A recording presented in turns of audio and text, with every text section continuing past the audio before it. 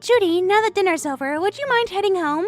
Wait, what? I just got here. I barely even sat down. I know, but tonight's really hectic for me. There's a ton of housework I've got piled up, and honestly, it's difficult when people come over just to eat and leave. That's not why I came. I thought I'd stop by to celebrate your engagement. It's supposed to be a happy occasion, isn't it? Sure, that's what you say on the surface, but I've already heard things from Oscar. He told me about how hard things were growing up, how your family never had much, how he barely had anything as a kid. And how once he finally got a job, you started asking him for money every single month. That's not something you can just hide. He said all that? Again? Look, I'm working now at a law office, full-time. I'm not mooching off of him like you're making it sound. Then maybe you're not working hard enough. You didn't support him properly when he needed it, and now that he's finally stable, you show up asking for help and food? Honestly, it's like you failed twice. First as a parent, and now whatever this is. That's not fair. I only came to celebrate your engagement, that's all. I even brought a gift. It's in my car. I was going to bring it in after dinner. Judy, we gave you a hot meal. I think that's more than enough. Now you can go ahead and get back in your car and drive home. Oscar agrees, by the way. He told me it would be best if you didn't stay long. All right, if that's how it is, then I'll go. Thanks for the meal. It really was delicious. Oh, is that right? Well, next time you might want to try cooking for yourself. And if you do plan to come by again, I'd appreciate a heads up first. Actually, the best thing would be not coming at all. But if you must, at least don't just show up uninvited. Please, I'd really like to visit again. I want to get along with you too. We're family now, Millie. Don't you think that counts for something? Don't beg. It's pathetic. You should know by now that clingy people aren't well liked. Maybe try remembering that.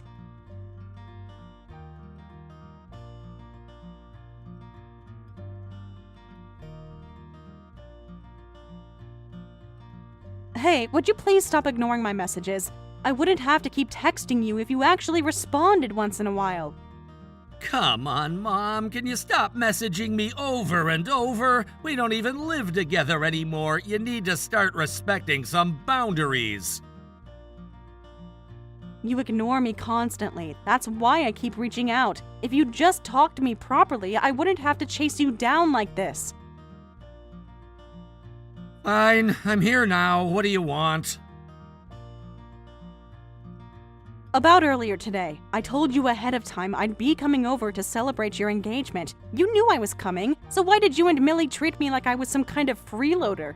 You were freeloading. You showed up expecting dinner. Why should we serve food to someone who just came over for a so-called celebration? Don't act like it wasn't obvious. I didn't ask for food.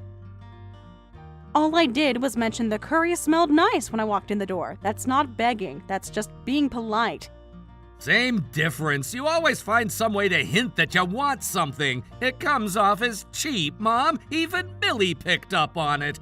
She doesn't want you dropping by anymore. And honestly, neither do I. Are you serious right now? After everything I've done for you, I've helped you financially. You think it's fair to treat me like this?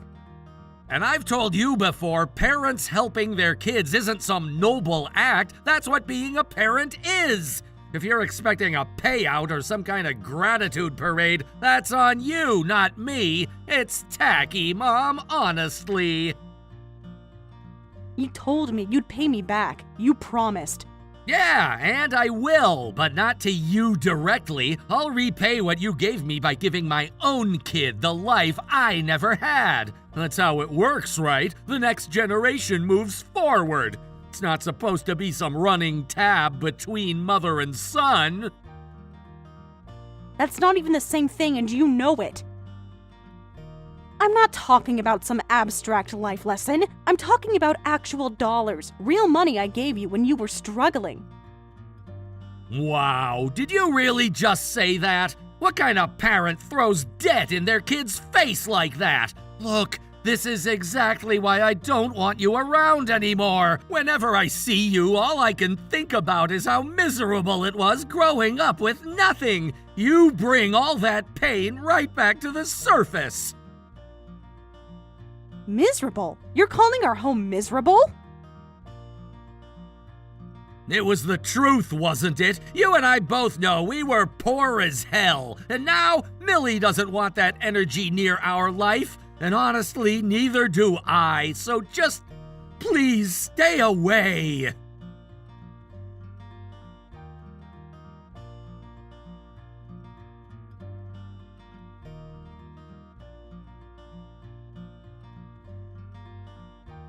Hey, I heard something weird from Uncle Ron. Is it true you moved into a house in Vanity Hills? Like a whole single-family mansion? Yeah, it's true. I did move. Why? Is that a problem? I mean, how the hell could you afford that? It's not like Dad's still around, and buying a house, especially in that area, that doesn't add up. I thought we agreed not to interfere in each other's lives. We live separately now. We're not obligated to keep tabs on one another. Sure, but it's not like we completely cut ties. You're still family. I care about you, you know? I worry sometimes. Like, are you okay? Did something happen? Are you acting out or something? If I were spiraling, I wouldn't be buying real estate. I'd be downing shots of whiskey or handling snakes with my bare hands. Snakes? What does that even mean? But seriously, I heard it's a huge house, like 3,500 square feet or more. How does someone just buy a place like that out of nowhere? You sure you're not sitting on some of Dad's inheritance?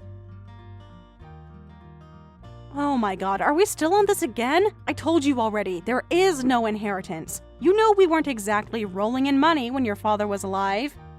Yeah, and that's exactly why this doesn't make any damn sense. How else could you suddenly buy a luxury house unless you were hiding something? If you're keeping the inheritance for yourself, that's just plain wrong.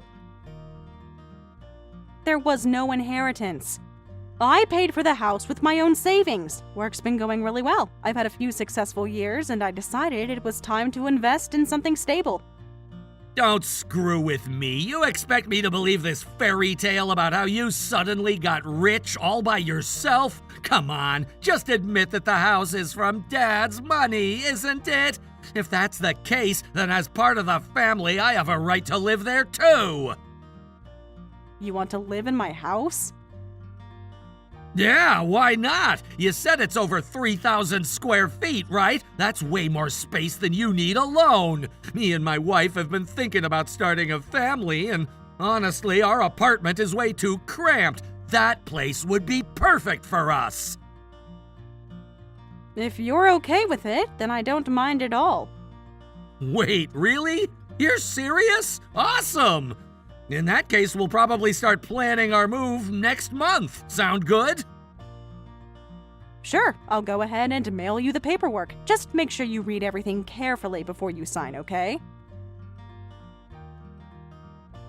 Paperwork? Oh wow, you're even prepping all that for us? You're the best, Mom! I'm actually getting excited about this now!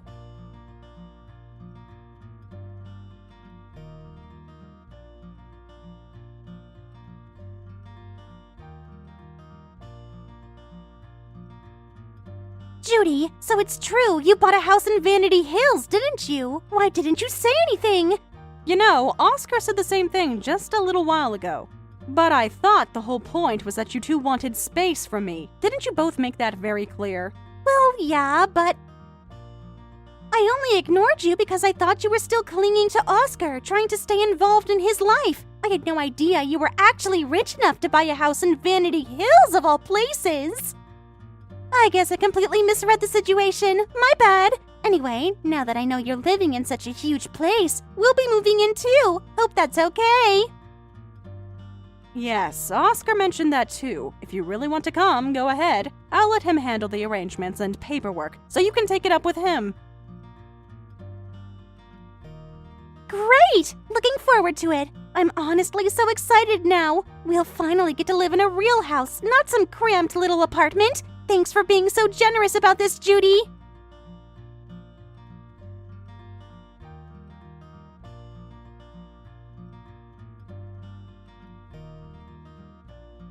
Judy, this place is amazing! A brand new single-family home in Vanity Hills? It seriously feels like a dream come true! Thank you so much for letting us move in! Yes, it's quite nice, isn't it? Please, take your time settling in and enjoy your new life here. Thank you! By the way, where are you right now? I'd love for you to come down to the living room. We should totally celebrate this move together. I brought a little something for you too. Oh, I'm not there. Wait, what? Aren't you just out grabbing groceries or something? No, I'm home, at my place. I have no reason to be at that house. All the paperwork's already been signed. That house is yours to live in now. Of course, if something urgent comes up, you're welcome to contact me. Hold on, what do you mean your place? That house we just moved into, that's your home, isn't it? Oh dear, I think there's been a major misunderstanding. That house is yours to live in. Oscar and you are the only tenants. Wait, seriously? You mean just the two of us get to live here, alone, in this gorgeous house? Of course, that was the agreement from the beginning. The house is for the two of you. I hope you and Oscar enjoy a long, happy married life there. No way! This is unreal!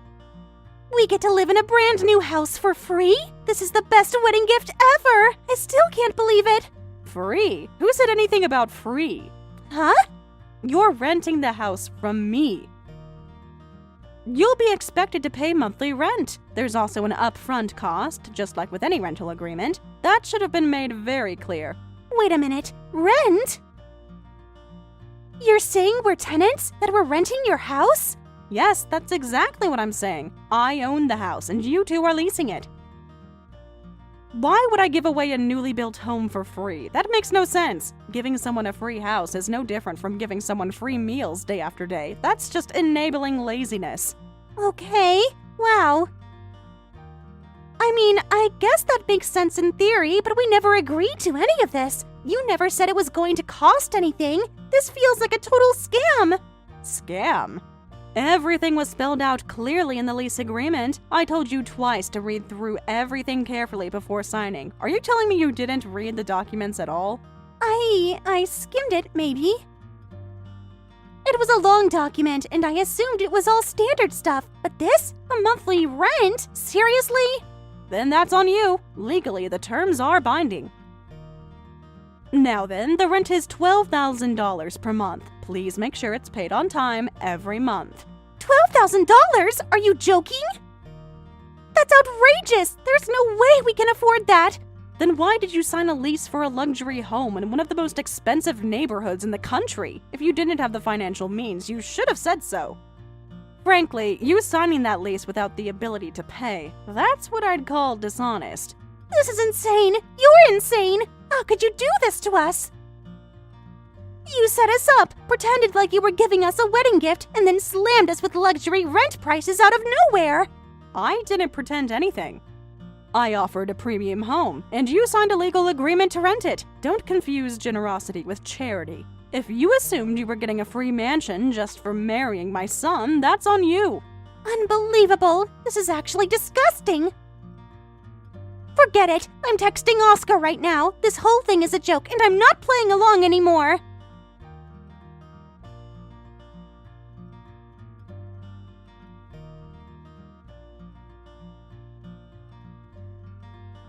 You've gotta be kidding me. What the hell is this? That woman, she's seriously messing with us. Oh, please, don't start yelling at me like this is all my fault. You're the one who told me not to worry about the contract. Remember that? Leave it to me, Millie. What was that supposed to mean? I thought it was just some formality, a basic move-in document or something. I didn't think it was a lease. Who the hell writes a full-blown rental agreement for a wedding gift? You didn't think? Seriously? You better be paying for the moving costs now. This whole disaster is on you. Are you for real right now? You're the one who kept saying, I want out of this cramped apartment. Let's move already. You wouldn't shut up about it. Because you couldn't provide a decent home for your wife. Sorry for expecting basic comfort. Maybe I should have trusted your mother instead of listening to you for once. Don't even get me started. I know she's hiding Dad's inheritance. There's no way she could afford that mansion on her own unless there was money stashed away somewhere. Oh, I know she is. That much is obvious. But what do you expect to do about it? We find it. I'm telling you, the money has to be hidden somewhere in that house. Are you insane? You think she just shoved a briefcase full of cash behind a wall panel or something? Why would she keep anything valuable in a house she rents to us? Okay, maybe not. You're right, that'd be risky. Still, I can't just let her pull one over on me like that. I've got to make her pay somehow. She's not walking away from this unscathed. Honestly, I think your mom came out way ahead this time. You signed the lease, Oscar. That means you agreed to everything. You can't throw a tantrum now. You have zero legal ground to stand on. Excuse me? Whose side are you even on right now? Your mom's, obviously. She's the only one in this situation who actually used her brain. You were just raging about her an hour ago. Now all of a sudden you're kissing up to her like she's Mother of the Year. What the hell changed? Yeah, I overreacted earlier. But I'm mature enough to apologize when I've made a mistake. Maybe you should give it a try too. Why should I be the one apologizing? You think I enjoyed growing up in poverty? Because of her, my whole childhood was a joke. If anyone deserves an apology, it's me. Oh, really? Tell me then, what exactly was so unbearable about your poor little life? You want specifics? Let me break it down for you. I only had one lunchbox. One, not two. Just a sad little box with no more than enough space for a sandwich. How do you expect a kid to hold his head high with a sad little lunch? Wait, hold on. Are you being serious right now? Dead serious. Also, she used to pick me up in a compact car. Do you know how humiliating that is? All the other kids' parents had SUVs or luxury cars, but not my mom. Nope, she rolls up in a tiny metal can. Okay, keep going. I'm listening. And the breakfast situation, don't get me started! She made eggs and sausage with some stupid cheese every morning like it was normal. Everyone else had fruit or cereal, the good stuff, but nope, I had to eat eggs and sausage like some peasant. Oh my god, you weren't poor, you were spoiled! I've been treating your mom like she was some poverty-stricken failure because you made her sound like she raised you in a cardboard box. But you're just a whiny little brat with breakfast issues? It felt poor. We lived in a rich neighborhood, okay? When you're surrounded by people with money, even being average makes you feel like trash. If you were living in a rich neighborhood, how could you possibly call that a hard life? You know what? I'm done. I can't believe I let myself get wrapped up in this. Wait, what do you mean you're done? I mean, I'm leaving. This entire thing, your tantrums, your entitlement, your obsession with your mom's imaginary money, it's pathetic. I'm not wasting another minute of my life with a man-child who thinks rice is a hardship. Hold on, Millie, don't do this. Let's just calm down and talk this through. Nope, too late. Honestly, I think siding with your mom might be the smarter move. At least she has a house in her name and knows how to read contracts. You're just dead weight. You've got to be joking. Not even a little. We already gave up the apartment, so this is actually perfect timing. No strings attached. Good luck finding someone else who put up with this nonsense. Bye, Oscar. Millie, wait!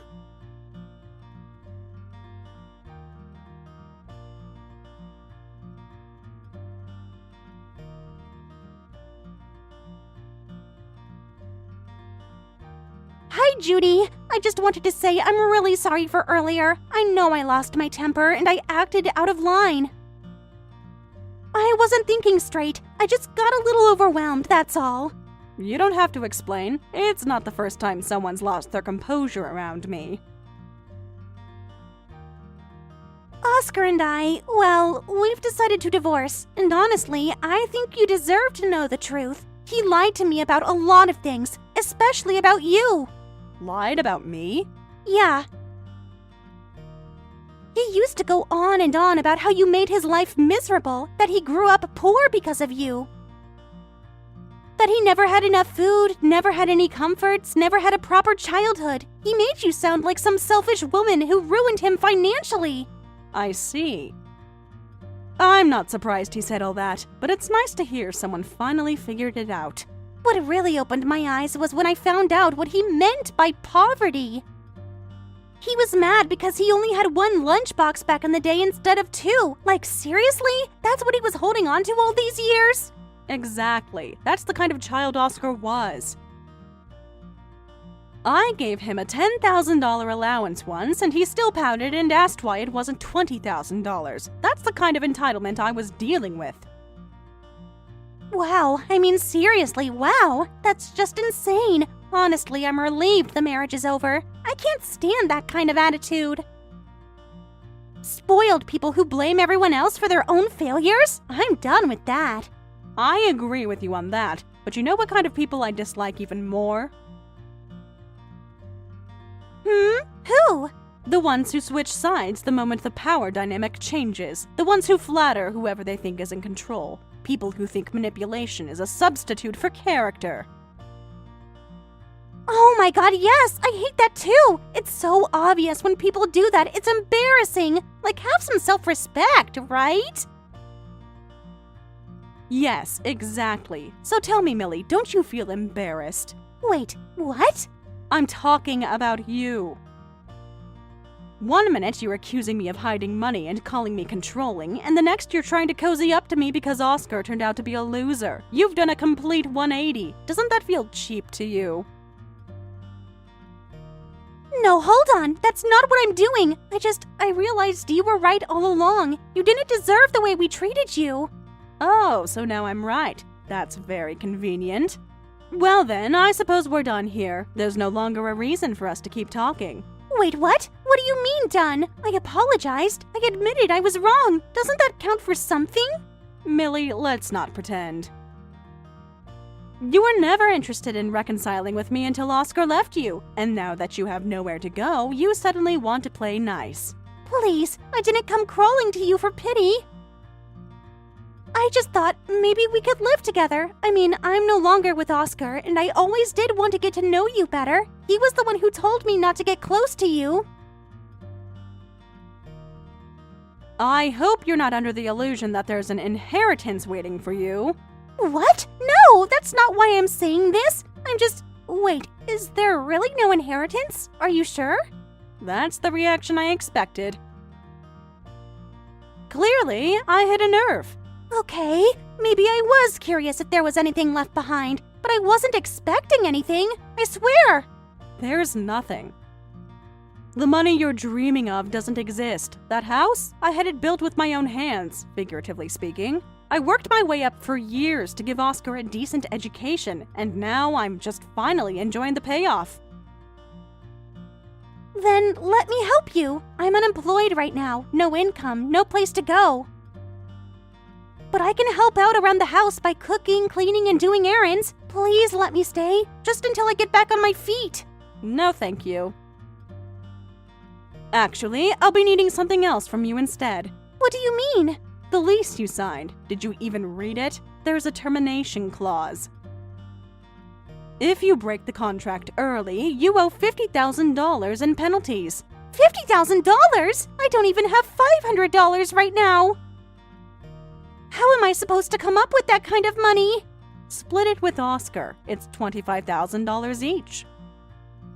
Seems fair. You two entered into the agreement together. You can't be serious. I have no job, no savings, and no housing options. I can't pay this. Then you should have read the contract. It was drafted by the managing partner of my law firm. I've been working in legal administration for 15 years. That lease is airtight. If you don't pay voluntarily, I'll pursue it legally. Oh my god, so this is really happening? You're really going to kick me out and sue me for 50 grand? I was going to let you live there for free. That housewarming I showed up to, I had a wedding gift in my car. I was going to surprise you both with something meaningful. Wait, what? You had something for us? Yes, but then you both treated me like an unwanted stray dog.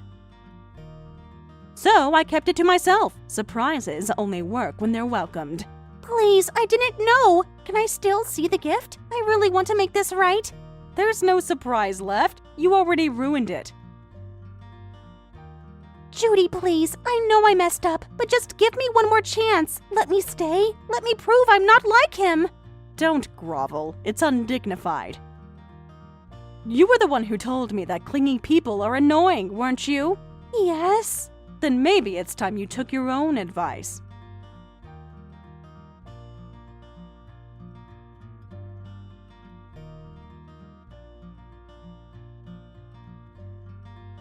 Hey, what the hell is this PDF you just sent me? It's a formal notice, a breakdown of the termination penalties.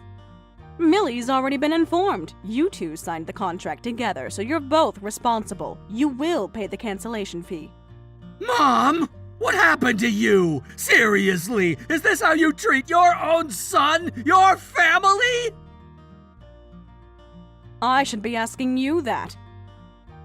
You're the one who went around telling people I made you grow up in poverty, that I neglected you, and that I constantly begged you for money every month. You tarnished my name. Tell me, is that how you treat family? Okay, yeah, I said some stuff, but it's not like it was all lies or anything. Oh, really? Well, let's break that down, shall we? You claim you were forced into a life of poverty. Maybe that's how you felt, but that doesn't make it true. And the thing about me begging for allowances? That was you asking me for money every month, not the other way around. You just flipped the narrative to make yourself look better. That wasn't just dishonest, it was cruel. Fine, I get it. I was wrong, okay? I thought you were hiding Dad's inheritance or something. I guess I let myself believe that so I wouldn't have to admit I was just struggling on my own. Then let me make something clear. I want every cent of what I loaned you returned. And the $50,000 in penalties from breaking the lease, you'll be paying that too. If you're truly sorry, that shouldn't be a problem, right? I'll pay back the money you lent me, that's fair, but the penalty? 50 grand? That's insane! I'm not just gonna roll over for that! You can't seriously expect me to agree to that kind of deal! If you're refusing to pay, maybe I'll pay a little visit to your company. A polite drop-in to say hello, maybe shake some hands. What? I'll walk in on my own 2 feet, show them I'm healthy and vibrant, definitely not in need of any financial support. I'm sure your HR department would be very interested in meeting the parent you've been claiming as a dependent. Mom, don't do this! Please, just don't! Why not? It's not weird for a mother to visit her son's workplace, is it? Especially after her son claimed thousands of dollars in parental care assistance. It wouldn't take long for me to clear up the confusion. How do you even know about that? You're not as discreet as you think. A quick review of public filings and some calls told me everything I needed to know. You used your company's welfare program to claim elderly care reimbursements on my behalf. But guess what? I'm not sick. I'm not in a nursing home, and I never authorized anything. Okay, I get it. I'll pay. I'll pay the penalty. I'll return the loan. Just don't go to my company. I'm begging you. You'll do more than just pay. You'll contact HR yourself and explain the situation. You'll tell them you committed fraud and return the money they gave you. That's what taking responsibility looks like. Don't lose your dignity along with your reputation.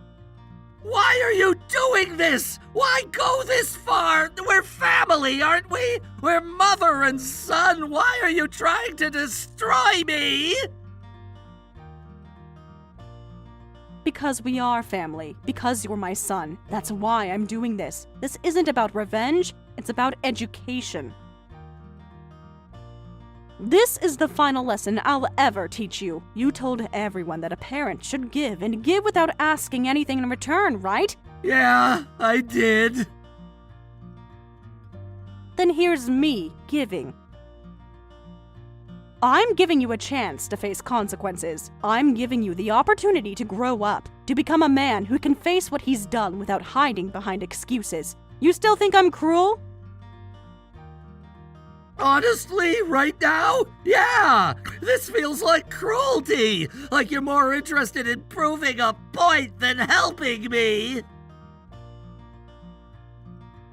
Helping you? I brought a wedding gift the day you shoved me out the door. I supported you through college, paid for your car, and covered your health insurance until you were nearly 30. Don't you dare talk to me about helping. I've lived that word for the past 30 years. You've made your point. Loud and clear. Then act like it. Own your mistakes. Fix what you broke. And maybe, just maybe, you'll come out of this with your head held high. You know what? Maybe I deserved some of this, but you could stop pretending this is just about teaching me a lesson. You're angry. You're hurt. And now you're showing me what it feels like when you finally snap. Of course I'm angry. Of course I'm hurt. But I'm still not slamming the door shut. I'm giving you a way to fix things. Whether you take it or not is entirely up to you. All right, I'll do it. I'll pay back everything and I'll go to HR. But don't expect me to come crawling back after this. Whatever's left of our family, it's on hold for now. Fair enough. But when you're ready to come back as a man I can respect, I'll still be here.